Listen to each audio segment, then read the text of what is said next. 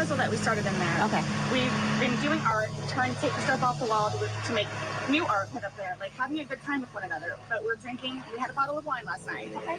So then it's like we decided to play hide and seek, right? Okay. So he gets in the suitcase. Okay. Who is this guy? That's my ex-husband, my former husband. How did he live here with you guys? No, I called him over here. Okay. Okay. I didn't know what to do. Okay. I didn't know what to do. Okay. So then he came over here. Here, let's talk in private, okay? I called you guys. I tried giving your brother the problem is I fell asleep. I fell asleep. When did you do CPR? This morning, when I found it. Before you called? Yes. 1 o'clock right now. I tried.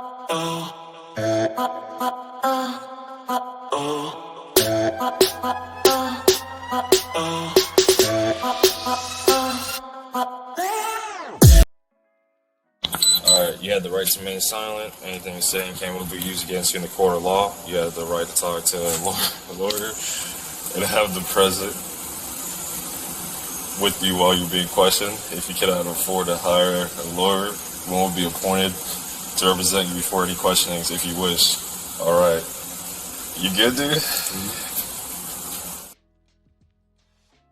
Hello, my friends. Hello. It has been a couple of days, but I was dropped the most awesomest Christmas present that I have not looked at yet. But I do know that we have a part 7. It's a bonus inmate behavior notes from Sarah Boone. And it's probably not much, but it still gives me a reason to reach out and come and hang out with you guys until I deep dive into another case or figure out what else I want to do with Miss Booney. But I am so excited that you guys are here. So excited for all the outpouring of support. I am I can't even explain to you how exciting this journey has been. It's such a small channel, but such a big impact that you guys have helped me make. And it just proves to me that there is somebody out there that wants to hear what I have to say. So, without further ado, we were on page 84 when we left off, and that was all we had. And it was October the 3rd, 2024, when we left off. And I think that's just about, just about where we're at right here. So we were on page 84. So we're going to switch over to page 84. We're going to go over a few of the notes. And then, this video that you just saw, we took it way back to 2022 when all of that stuff was brand new. And at that point in time, in I believe July of 2022, it was set to be her original trial date. Everybody was pumped, everybody was excited, and something happened. And then we've got all of the notes, and then we've got all of the things that have happened. Okay, it's my dog, Tyler. Thank you. I appreciate it. I'm sure there was a boogeyman out there. That is my little bully. Yes. Sorry. Oh, that sweet dog. I'm so sorry for that. All right, let's go to page 84. Okay, last we left off, it did say 10/3 of 2024. It was Bible Devotional Daily Bread and Touch the Word for You Today and Address Book.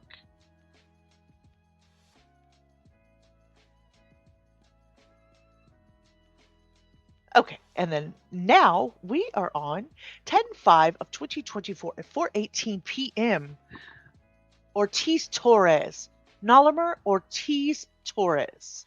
Today, inmate Boone was scheduled for a visit with her legal counsel. At approximately 15:19 hours, while passing by the briefing room, I heard a loud noise followed by shouting.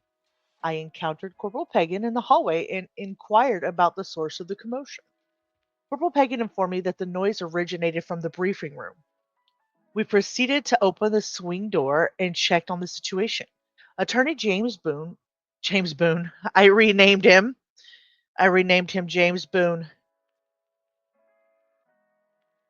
That is how long we've been spending time together. I have renamed her attorney James Boone. Okay, sorry. I digress. Attorney James Owens acknowledged that he was the one who had yelled and expressed his apologies. I informed both Mr. Owens and inmate Boone that their interaction, regardless of its nature, was disruptive.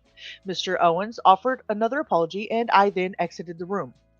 Now, according to some of the comments that I got from you wonderful people out there, it seems that James Owens and Sarah Boone, Attorney James Owens and Sarah Boone, were playing role play and screaming back and forth at each other, which there was no heated argument during court times, hardly any raised voices. So I'm not sure why they were practicing that, but it is what it is. 10/6/2024 at 3:16 p.m. Officer contact note, again, Nalamar Ortiz Torres. Inmate Boone was sent for an interview with Mr. Owens today at 1100 hours in the briefing room. I informed my chain of command about the events that occurred yesterday. Refer to the behavior note entered. Lieutenant C. Warbrighton. What a name! Warbrighton. They're just made for power, aren't they? Lieutenant C. Warbrighton instructed me to interview inmate S. Boone to confirm that she had no concerns regarding her safety. She was scared of Mr. Owens. I'm gonna say it again. I know it. They're making it seem like she might have been scared of Attorney James Owens. Corporal T. Pagan and I proceeded to B dorm, where we conducted the interview with inmate Sarah Boone in the atrium. She expressed that she did not feel threatened and agreed to meet with Mr. Owens. I recorded the interview using the supervisor's cell phone and uploaded the video to the FDC A2 folder for documentation purposes. Upon Mr. Owens' arrival at FDC, Corporal T. Pagan and I met him in the visitor's entry lobby. We addressed his behavior towards inmate S. Boone, which was documented on 8/26/24 and 10/5/2024. He seemed apologetic and open to our discussion. Additionally, he brought a paper bag containing clothes and shoes for inmate S. Boone in preparation for her court appearance scheduled for tomorrow. I instructed him to deliver the clothes items to video visitation in compliance with ISO 02 inmate property. The meeting between Mr. Owens and inmate S. Boone was uneventful and lasted approximately 30 minutes. Notifications were made to Lieutenant C. Warbrighton, Captain C. Rochelle, and Major M. Muhammad. So they doesn't appear that that they were role playing. It appears maybe they did have actual heated arguments between the two of them. I mean, it makes sense. I mean, she's temperamental. He probably didn't, care for her crap and probably gave it back to her. So yeah, there might have been some role play going on at some point, but it looks like he talked to them about, both 8/26 and 10/5. So those are two separate days and two separate incidences. Of course, we did read about, one and then the second one. So yeah, it might have just very well been, an argument between the two of them. 10/6/2024 at 5:58 p.m. Negative officer contact. Inmate Boone was advised by supervisors that she needed to write an OP60 due to an incident that took place on the previous day while in a meeting with her attorney. Inmate Boone refused to write the OP60 and became very agitated. Inmate Boone walked back to her bunk and stated to another inmate, "Ortiz is a bitch." Inmate Boone was informed that disrespect would not be tolerated and that should it continue, she would face informal discipline. Negative earned. Why are they keeping on her about it? Oh, it's the same day. She was set for an interview, and it was the previous day, and they wanted her to sign or fill out an incident form based on the behavior the previous day. I got it. Okay. All right, let's move to page 85. 10/7/2024 at 12:34 p.m. Informational purposes. Inmate Boone was counseled about her court clothing and dress shoes she was approved to wear during her scheduled trial period. Inmate Boone insisted that she was approved to wear her dress shoes for trial instead of her county-issued slides. Boone was informed she is only allowed to wear her county-issued slides per OCCD policy.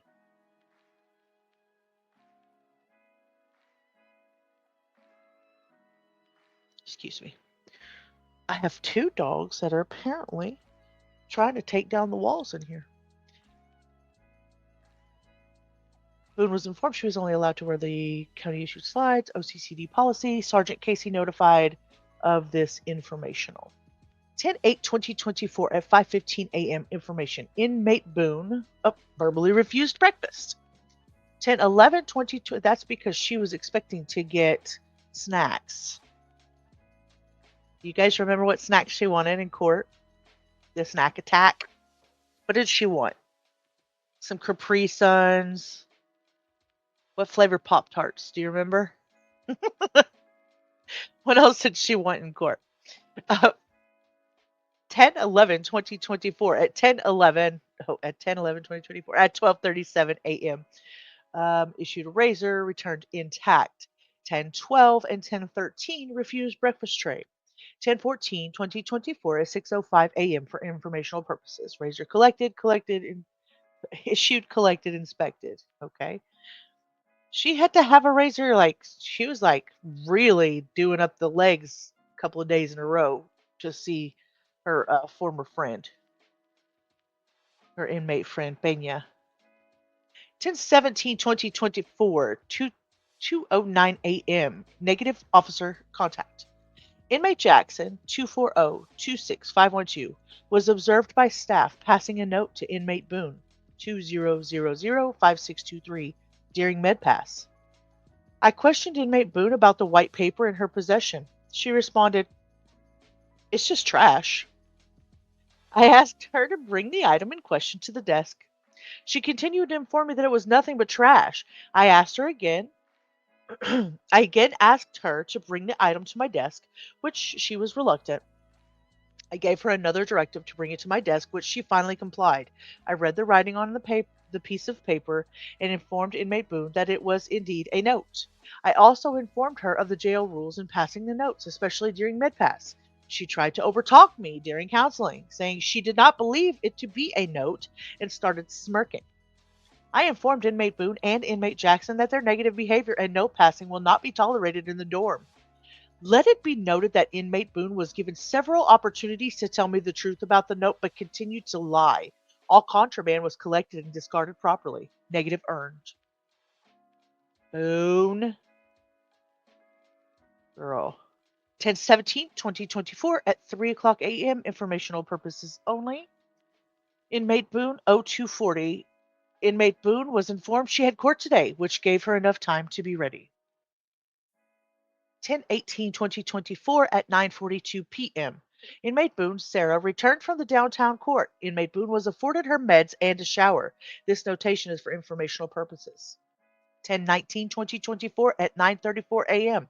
Due to Inmate Boone, Sarah, being in court on 10/18, she was allowed to wash her laundry, whites, on 10/19. 10/20/2024 at 3:26 p.m. Flavia Frank. Whoa. Flavia Pinheiro. Franca Pinheiro. Interesting. Inmate Boone's at-home visit was terminated due to visitor having other people in view of the camera. Inmate was understanding of the situation and did not create any issue, for informational purposes only. 10/20/2024 at 3:26 p.m.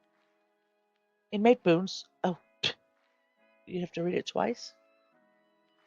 There you go. 10/21 at 2:35 a.m. information. Inmate Boone, Sarah, requested to get up at 02:30 hours for downtown court. Inmate Boone was afforded this request. 10/21/2024 at 8:52 a.m. At about 08:30 hours, Inmate Boone's attorney provided her with a change of clothing for court today. 10/21/2024 at 8:04 p.m. Inmate Boone received her dinner bag meal upon her return from court for informational purposes. 10/22 received a bag meal, as well as 10/24. Inmate was issued a bag meal upon arrival from court and afforded the opportunity to take a shower. So she was getting back from court pretty late on most of those days.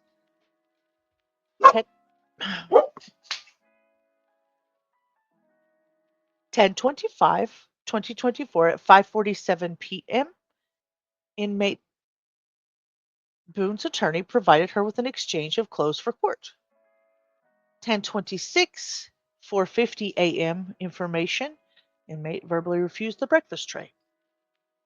10/27/2024 refused breakfast tray. 10/29/2024 at 5:20 p.m. During legal mail pass, inmate Boone, Sarah, was confrontational due to her not wanting to accept copies of her legal mail. Boone stated she was supposed to get the original copy since they were from the courts. After speaking with my supervisor, Boone was advised that she only gets the copies, not the originals. We've had this conversation before, Sarah. Halloween, 10/31/2024 at 4:39 a.m. Refused breakfast. 11/05/2024 at 5:27 a.m. Inmate refused breakfast. So in between court, she was tired. She didn't have a whole lot going on, so she couldn't be that messy, could she? So today the file is now closed, and we're unsure if there will be any more letters. And I'm unsure if I will be able, because she's getting ready for transport to the prison. I'm unsure if I'll be able to get in a hold of any more of the behavioral notes. So it is literally bittersweet this time. I was sad the last time. I was kind of excited when we got just a few more notes. So let's watch a few videos together and maybe read a letter. Let's just see what we can find on Sarah before we close out this chapter of our lives. I was awake, but I actually got out of the bed at like 12:30ish, whatever. So I came downstairs, and I was like, oh, he's in the suitcase still. And that's when I found him, and I took him out and tried doing CPR, and then I called him, and then I called you guys. Did he get here before the fire department got here? Who? Your husband or your ex-husband? Yes. Okay. Where does he live at? Right down the street. Okay. So you were playing and you picked him up. And I did, but then I fell asleep. okay. Stop. Look at that face. I did, but then I fell asleep. We know, Sarah. We know. You're okay. I wasn't here. I'm just trying to figure out what I happened. fell asleep, so I don't know if he suffocated or like had an aneurysm or a heart attack or What what. kind of medical conditions does he have? And none that I know of. Nothing that So he doesn't have any history of medical. He doesn't have a medical history at all, but she automatically goes with aneurysm. Why is that, you think? Okay, granted, she did say, I don't know if he smothered and then said, the latter, but still. you know of. None You that didn't I take know any of. medicine? No. No medicine. All we had was a bottle of wine. Literally, just a bottle of wine. Okay. Doing puzzles, artwork. Then we decided to play hide and seek. Mhm. That's all that happened. All right, Susan and Janine, one thing we know, as sure as the sun is going to rise, defendants will always try to minimize what they've done in a situation like this. But anyway, that's why we go to you guys. So, Susan, let me start with you. What'd you see there? There was a lot to unpack here. And first of all, you could take this frame by frame by frame because there's so much information in everything that she's talking about. The first thing I want you to notice is that her lack of empathy. She doesn't show any sort of emotion, right? She's talking about that she's playing with these puzzles or inside. She's giving gestures that are illustrating that that's what she was doing. But you'll see a moment where all of a sudden there was a shift, a little pause, a little hesitation, and that's what she's talking about, that they were playing these hide and seek games. So what I saw in that very short little piece, there was something that occurred from when they were playing with these puzzles or putting these puzzles together to where they began playing hide and seek. The other thing is that what she talks about is that that's already. So she had stated too in court, at the very end when she was up on the stand, that she thinks that she might still have been drunk at the time of this interview, that when they first started getting there, when the police started getting there, when they first started talking to her. Do you guys see any evidence of that, like in all of the footage that you've watched, that she might have been still inebriated at the time? The stage talking about that they had a bottle of wine. The reason why she's doing that is she's setting the stage of why she forgot, so to speak, or she fell asleep, or the reason why she fell asleep. The other things I'd like you to notice too is their change in her demeanor. Anytime you see a change of their demeanor, there's a different change in their state of mind. She goes from being more frantic. You see her in these frantic moments. She becomes extremely angry. That's what's really unusual about a case like this, because usually when someone has died and someone that's close to them, you're going to see a sense of sadness. You're going to see a sense of remorse, a sense of grief. You don't see that here. She actually gets angry and showing aggression towards the police officer. That's associated with guilt. Now, I'm not saying that she didn't fall asleep. I think that she did at some point, but I think it was after she was already taunting him. So do you agree with everything that she said? I mean, this was back in July of 2022 before we had a lot of the information. I mean, we had some of the information from stuff, and there were some deep dives into, you know, the interrogation. But do you agree with her that at this time that the anger showed over empathy? I think I do. I don't see any empathy whatsoever with Sarah. Went upstairs, fell asleep, knowing that he was in there. And then she came down and then she goes, oh my God, which is where they tend to kind of go, oh, I lost my head in that. But there is so much here to unpack, Michael, that it would take hours to unpack every little segment here because there's a lot. Janine, what'd you see? Fair enough. Yeah, Janine, I want to go to you because I just want to say quickly, I had that note here that I didn't see much remorse. But then I also had the note to say she was possibly grieving, so there is that denial phase. I thought that might have something to do with it, but love to hear what you got to say. Well, I saw surprise here. So the eyebrows are up and curved, and then we saw the whites of the eyes. And what I like to say is when white eyes are here, fear is here. So this fear... I'm sorry, I muted myself. That's very interesting, the way she said that. Let's just go back just a little tiny bit.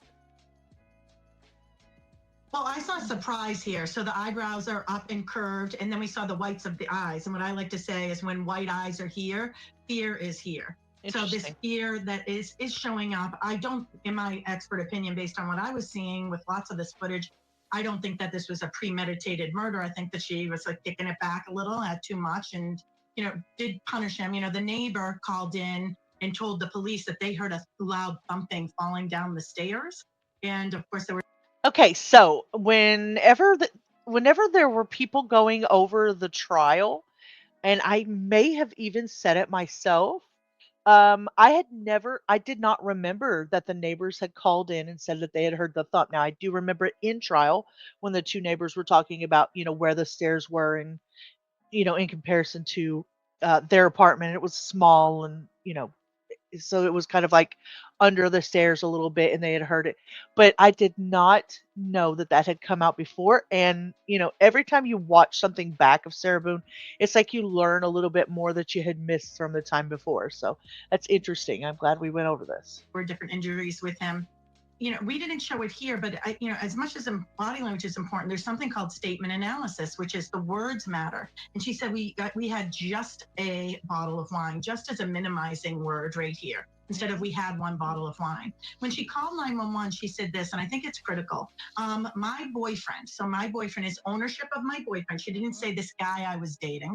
She's saying my boyfriend, which is ownership, saying she's got this boyfriend. My boyfriend and I were playing last night, and I put him in a suitcase, and so I don't know if you remember the last couple of, I don't remember which episode it was, but when we were going over the 911 video, I said that I had heard her say I put him in the suitcase. So I find that interesting that she's bringing that up.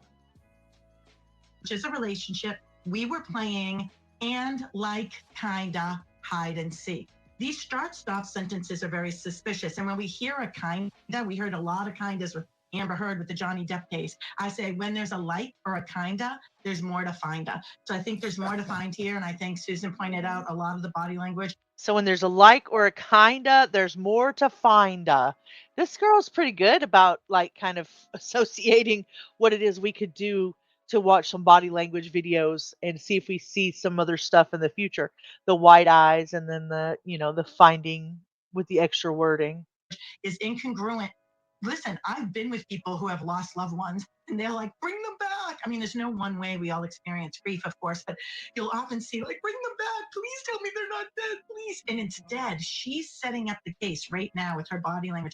her hand gestures are really big, trying to convince us. And our hands are fascinating because there are more connections in the brain to our hands than any other part of our body. Wow. So our hands are important, and we see lots of hands movements. I don't know if you're going to play some clips when she's being interrogated or interviewed by law enforcement, but we see a lot of gestures that I hope we get to talk about. What does this mean when she's doing this to police? Yeah, no doubt. I mean, she's telling her story, and as I said, it sounds like a little. She's definitely telling her story.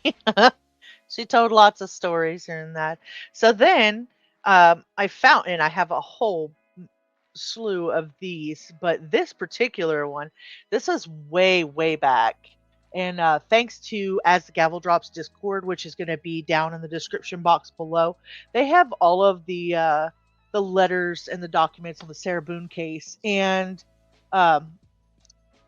basically, this letter right here was for the motions for withdrawal and continuance. And look at the writing. Look at the writing, the way she did it. It was all proper. It was beautiful as compared to what we saw in the last letter that she wrote, the 28-page letter that she wrote to Judge Kranick and to the people that she was forgiving. Then this is when Judge Wooten was still there. So that if you take that and you compare that to the 28-page letter that she wrote most recently in the writing, let me pull that up. I thought that was kind of interesting just to see the difference. Look at the difference in this. See the difference in this writing? Let's see, I don't think I could do a side by side.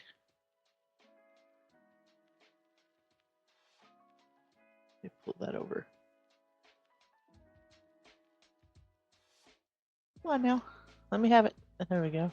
So this is the letter, the first one that I can find. And this one came from April 20th of 2022 to Judge Wooten.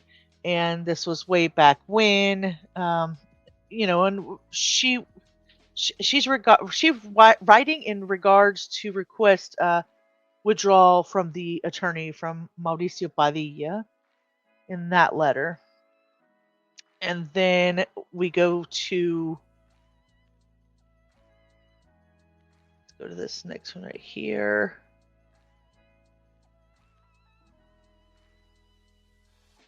Look at the difference in the writing. Yes, she was writing in cursive. Yes, I understand that. But the way she was writing in 2022 versus 2020, 12/11 of 2024, I feel like it was just hurried or angry or upset or even, you know, non-caring, considering just kind of non-committal, you know, considering where she was coming from back then to where she is now. And then let's see, let's go over one more. Let's look at the next one down. That was in April of 2022. So then now let's go over here. This one is this up here. So this one is from 10/3/2022. And it's still very nicely written. Like it was easy to read this as opposed to the letter that I read the other day where it even tripped up some of the best of the best out there. So yeah, this is a, you know, much more understandable, much more legible, much more patient. Oh, speaking of, I am patient. Clearly, after all the time already invested and still smiling and willing to go above and beyond whatever we need to do properly and truthfully convey my very convoluted, misunderstood side of everything, which I boldly told you in our meeting last month. She's dedicated, ready to start, and overdue. So yeah, it's a huge difference in the way she was writing. It really was. Sarah Boone. So yeah, there was a few things that have happened. Like I said, they've closed out this docket. They've decided that they're done with her. They've got her suited up and ready to go to the prison. We've officially zipped up our attorney into the peculiar taste of Sarah Boone, into that world that is Sarah Boone and her infamous suitcase. It should come with a warning label, and her courtroom snack attacks are over with, and we won't have to deal with that again. Over the course of the last couple of years, we've seen every twist, every turn, every bizarre moment. We've seen the now I know we didn't watch it together, but the infamous interrogation, all of her courtroom antics that we did forget. Let's not forget the jaw dropping letter to Judge Kranig this last 2 weeks, and who knew sentencing day could inspire such a flair for drama, right? But there's one thing Sarah Boone taught us. It's that sometimes reality is stranger and messier than fiction. So there is that. On a more serious note, though, this case is a stark reminder of the importance of justice for victims like Jorge Torres Jr. His story deserves to be remembered, even amidst all the theatrics. It's easy to get caught up in the wild ride, but at its heart, the case is about accountability, the consequences, and closure for the people that are left behind. So, we're officially going to close the suitcase on this series for real this time. And I have to ask, what moment out of everything in the 7-part series, was your favorite, or what surprised you the most? Was her interrogation confusing to you? What about the letter? Did you guys watch that video? Did it instill confidence? Like, did it, or not instill confidence, but did it show Sarah's confidence? I don't know. I don't know what I think about that. I still have problems thinking that she's just gonna let all these dead dogs lie now. Like, when she gets over to prison and the case is closed over here, so is she gonna try to find that her fans and the people that loved her to do her bidding for her, to try to get all of these messages out to us? Or, how's it gonna go? How's it gonna go? This is a little bit shorter video, and it's a little bit shorter than I'd like, but I am working on some things. I did get the FOIA back for uh, a case that I'm looking forward to talking about with you guys. It's a really serious case, and I also am waiting on the FOIA for Jason Thornburg. And then I have a couple of things in the work. I have a friend who is doing the deep dive into Madeline Soto, which is a very, very hard case to go over. I'm not sure if I want to take that on or not. You guys leave me a comment in the in the comment section and tell me what you think about that one. And I did read over Corey Richens, and her story is quite perplexing. I think we might actually do something with that. So, anyway, it's time to bid farewell to Sarah Boone, at least for now. If she writes another letter, trust me, I'll be back faster than you can say juice packs. Until then, please stay curious and stay kind. For goodness sake, double check your luggage before you zip it up. I know it's not all that funny, but still. As always, thank you for hanging with Hio.